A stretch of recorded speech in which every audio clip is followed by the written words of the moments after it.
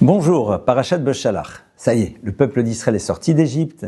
Il vient même de traverser la fameuse mer des Joncs, la mer Rouge. Et ça y est, il est de l'autre côté, libéré de l'emprise de ces Égyptiens. Et le texte de la Torah nous relate un nouvel événement. Vayavo Amalek, vayilachem im Israël birfidim. Amalek vient et déclare la guerre, fait la guerre avec Israël dans un lieu qui s'appelle Rephidim.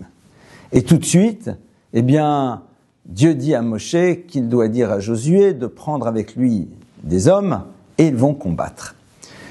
Qu'est-ce qui s'est passé ici ?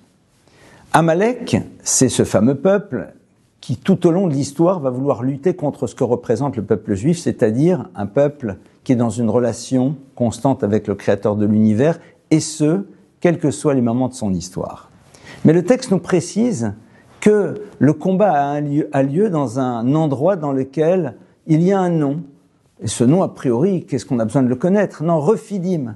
Et nos maîtres voient dans le terme de Rephidim l'idée du rifayon, c'est-à-dire il va y avoir une forme de perte, quelque chose, une forme d'affaiblissement. Dans quoi ? Dans la Torah.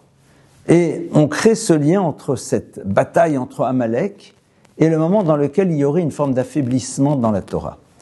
On est ici en train de nous donner une indication fondamentale sur ce qui va se jouer dans les confrontations avec l'univers qui nous entoure. Que le peuple d'Israël doit savoir que dès le moment où il prend de la distance par rapport à la Torah, dès le moment où il s'affaiblit dans le rapport qu'il a à son identité qui passe en premier lieu par la Torah et les mitzvot, il va se trouver confronté à quelque chose que l'on appelle Amalek.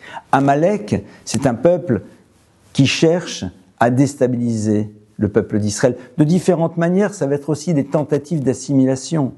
Amalek a une valeur numérique qui est safek, le doute. Le doute, c'est lorsqu'on est confronté à des événements qui ne sont pas simples et qui remettent en cause. Et la Torah nous dit, sachez qu'en effet, l'émergence d'Amalek dans l'histoire, elle est là parce que on oublie de se renforcer, et à la fois dans son étude et dans l'accomplissement des mitzvot. C'est un enjeu, et qui n'est pas simple. Dans une société dans laquelle on a décidé que les mitzvot, c'était avant tout un rituel et que chacun allait pouvoir les organiser comme il le désire. Dans un monde dans lequel on met l'étude de la Torah au même niveau que les autres études.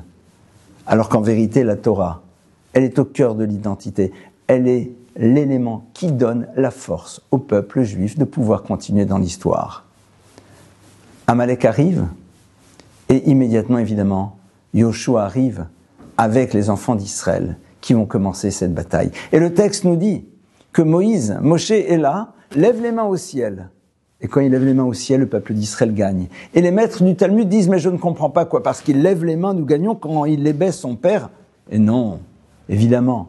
Lorsque le peuple d'Israël va dans la direction des mains de Moïse, c'est-à-dire lorsqu'il se tourne vers le Créateur de l'univers, à ce moment-là, évidemment, la victoire est là. C'est tout notre enjeu. À nous de savoir redonner toute l'importance que la Torah doit avoir à l'intérieur de notre identité pour que l'histoire puisse aboutir rapidement avec l'avenue du Mashiach. Shabbat Shalom.